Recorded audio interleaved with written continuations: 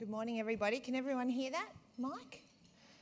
Thanks. Wow. When I'm sitting down there, I did not realise how many people were out there. That's like a trick, I think. Okay, so that's me up there. Oh, need to go back one.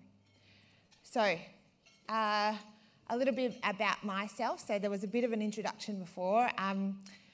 It never seems like me when I'm introduced like that. It feels like that's someone else when you hear all of those things. But before I actually start talking, I too would like to acknowledge the traditional owners of this land that I'm on, the Gadigal people of the Eora Nation.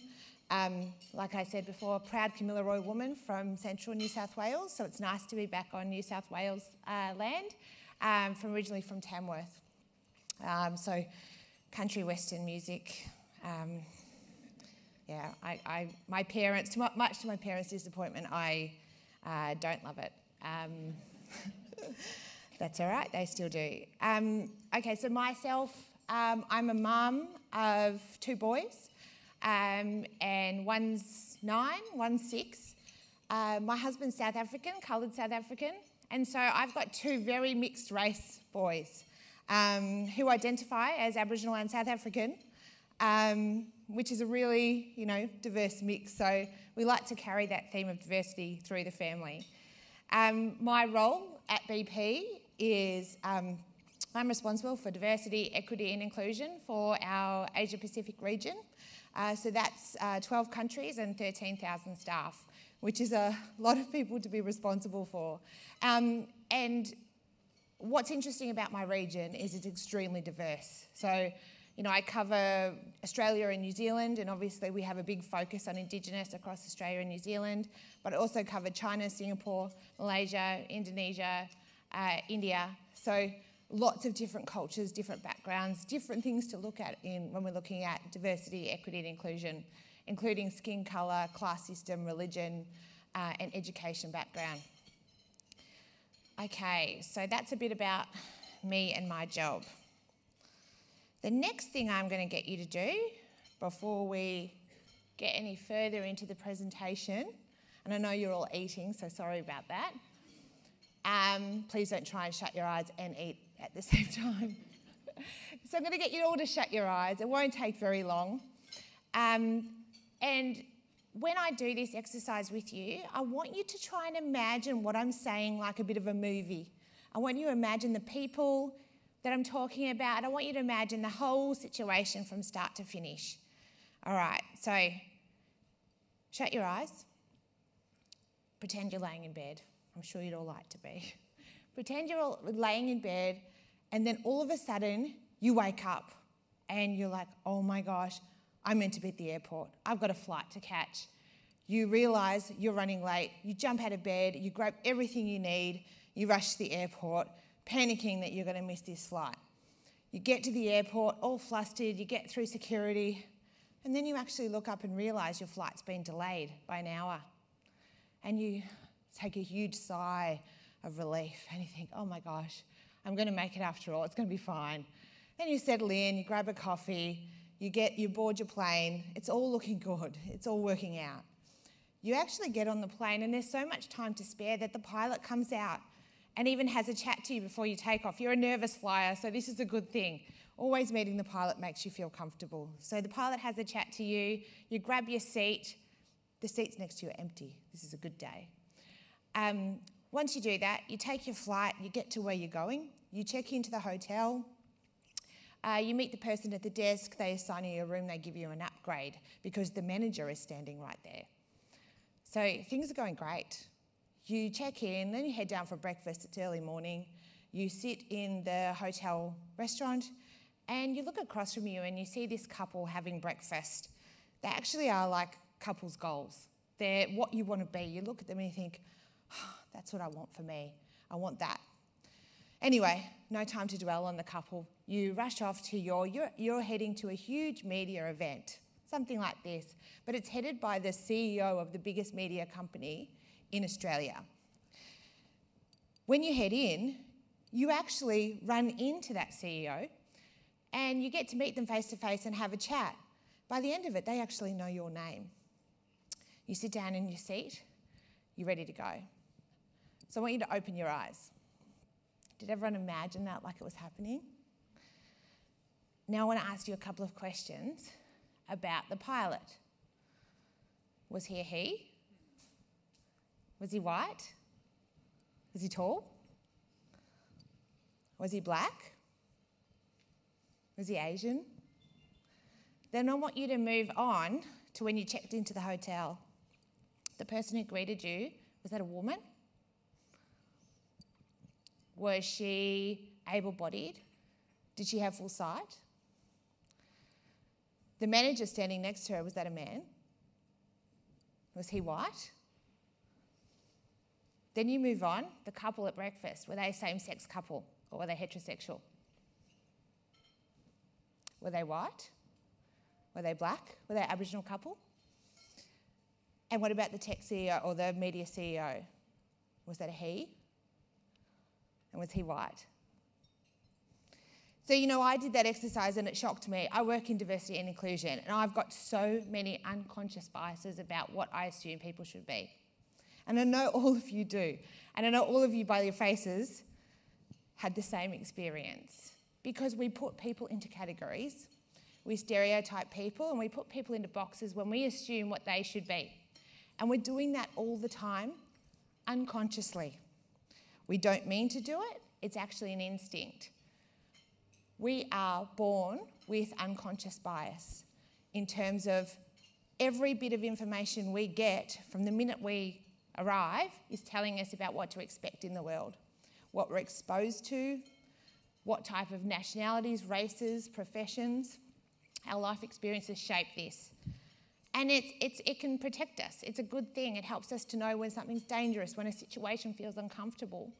But it's also extremely dangerous in terms of stereotyping people and making people fit the boxes we want them to fit. So if you're ever hiring somebody, interviewing somebody, you have this story, all the stories going through your brain as you're doing it. You're not aware of it, but you are deciding who should be in that role based on your experience, your life experience, your nationality, your race, your abilities. You're deciding. So how do we get rid of unconscious bias? We don't. We just become aware of it. So as we talk about this, I just want you to keep reflecting on that exercise as we talk about what really, diversity, equity and inclusion means. We often talk about it all the time, those three words, but until you have an experience like you just had, you actually don't think it quite applies to you. There's lots of people that think, I'm actually pretty open. I don't think I judge people. I don't think I stereotype people, but we do. And I think the more we realise that, the better, because then we can actually challenge ourselves to not do it or be aware of it. So when we are doing it, the most important thing we can do is catch ourselves and say, what movie am I playing to myself? What assumptions do I have? Why am I assuming this person should be in this role? Is it because they're just like me? Or is it because they have traits about me that I don't like that they have? We're always the point of reference for everything. So D, E and I unpacked diversity, equity, inclusion. You see, my heel keeps going in this stage. Oh, okay, I won't go in that spot anymore. So you hear these terms all the time. You see job ads, head of D&I advisor. What is it? What does this job even do? And why do we need it? Diversity. Okay, so that's the first step. You hear diversity all the time. When we very first did the intro videos this morning, it was about diversity. But what is it? It's about making sure whatever we see out there is in our workplace. So whenever you walk down the mall, whenever you go down the street, wherever you travel to the country, wherever you go, you should be able to go back to your workplace and see that representation in your workplace. Different abilities, different races, different sexual orientations. You should be able to see that in your workplace. That's the diversity. If you're going into work every day and you're seeing people that majority look like you, act like you, talk like you, you don't have diversity. So the diversity is just a numbers game. It's about collecting the people. It's about collecting the people that represent out there, but it doesn't do anything on its own. That's just a representation. And unless you have the other bits, diversity doesn't matter because it's just a collection of people. That's it. Stay away from that. Equality versus equity. You might hear equality all the time, and a lot of our leaders at work, or different works that I've been at, say, oh, I just treat everyone the same. I just treat everyone equally. That's how fair I am. I don't see colour. I don't see race. I just treat everybody the same.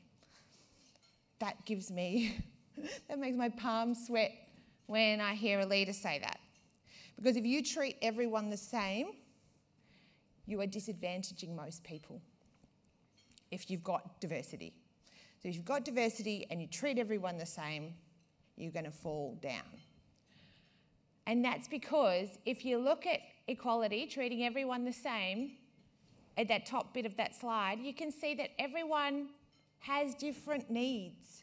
So if you give everyone the exact same bike and everyone, you know, they're all not the same size, they have different abilities, then it's only going to work for one of those people.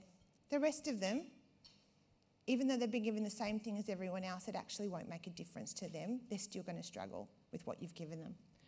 Whereas if you look at equity, equity is about making sure what we give people fits their needs.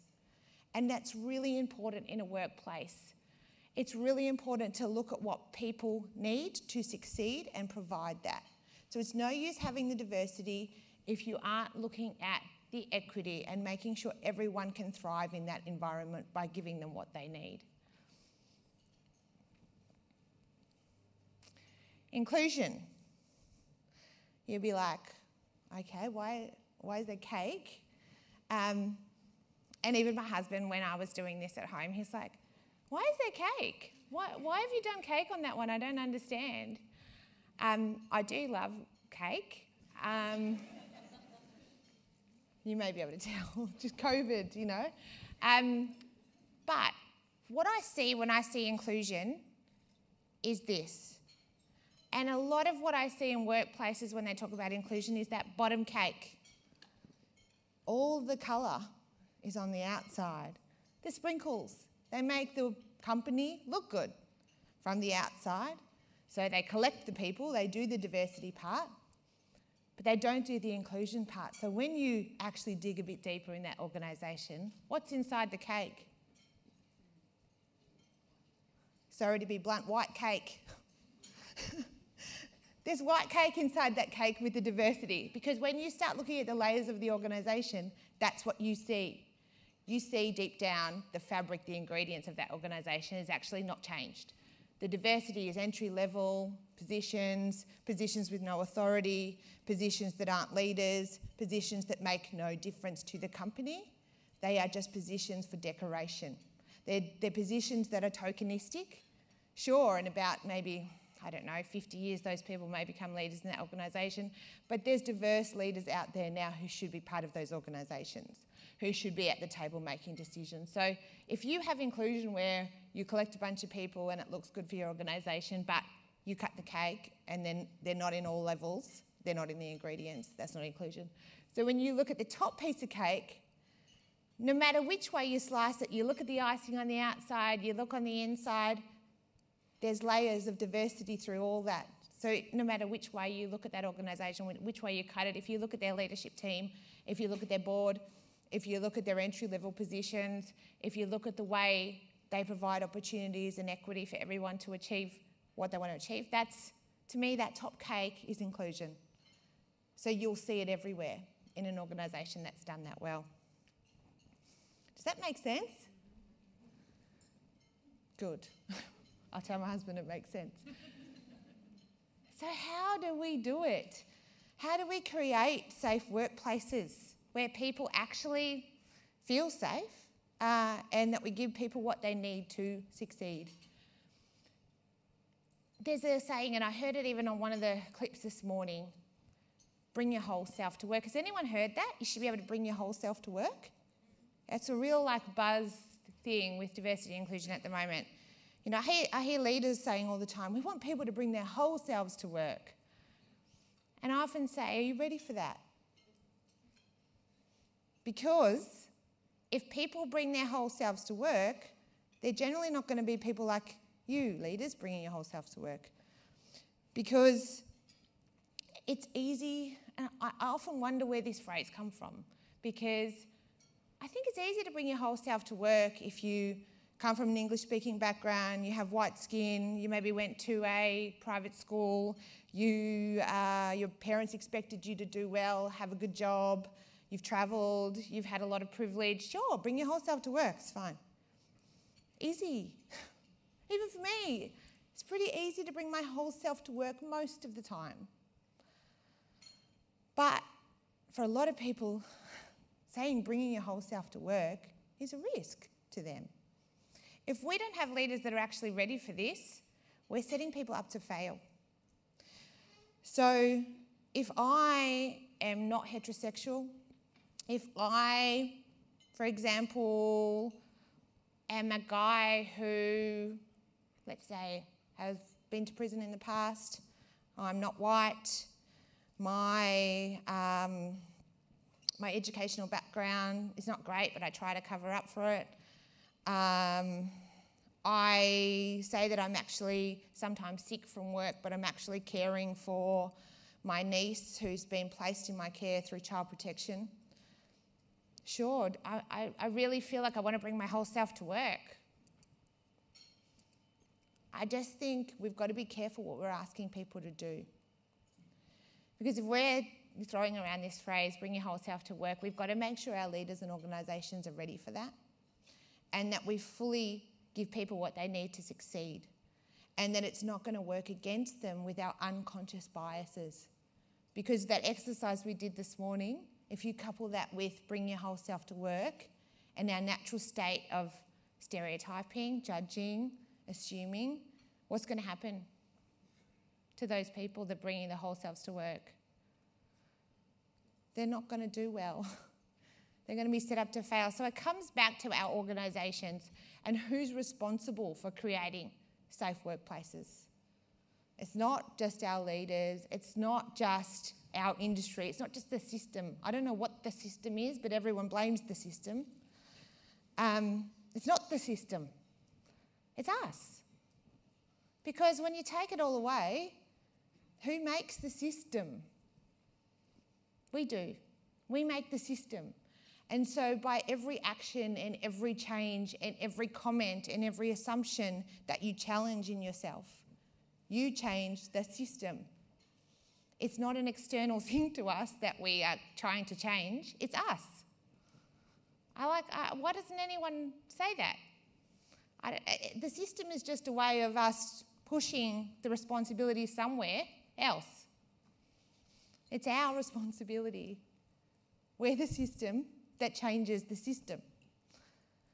So when you go back to your workplaces, I think what I want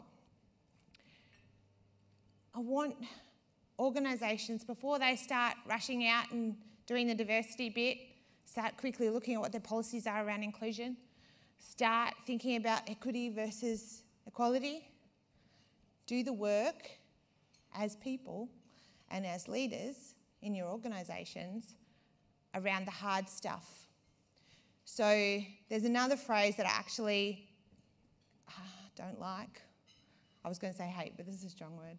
And that's low-hanging fruit. Does everyone hear that all the time? Which fruit on the tree is the crappiest fruit? It's not the nice ones at the top that get all the sun and rain. They're the best ones. It's the low-hanging fruit. That's the fruit that probably will last in your fridge maybe a day or two before it goes bad. And we always go for the low-hanging fruit. And what happens with that is it doesn't last because it doesn't change our organisation. How many of you have recently had Harmony Day where you encourage everyone to bring a different food to work? Yeah? That's not Harmony Day. Just bring a different food to work. That doesn't change anything. It's the hard stuff. It's self-reflection. It's getting leaders to look at themselves and getting yourselves to look at yourselves around what biases, assumptions do I have?